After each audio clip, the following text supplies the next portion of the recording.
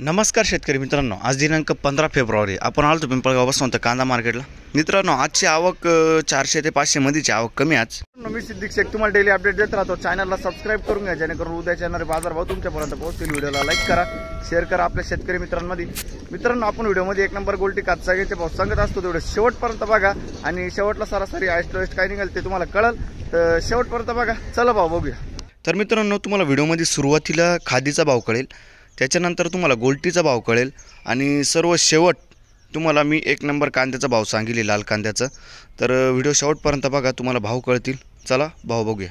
तर मित्रांनो, खाद जर बघितली तर खाद 900-800 रुपये चालू आहे आणि गोल्टी जर आपण बघितली मित्रांनो, तर गोल्टीचा भाव 1100 पासून घेऊन तर मित्रांनो 2300 पर्यंत चालू आहे। गोल्टीमध्ये जर सरासरी भाव बघितला मित्रांनो, तर गोल्टीचा सरासरी भाव निघतो 1400-1500 आणि हायस्ट जसं की मी तुम्हाला सांगितलं 2200-2300 पर्यंत गेली गोल्टी।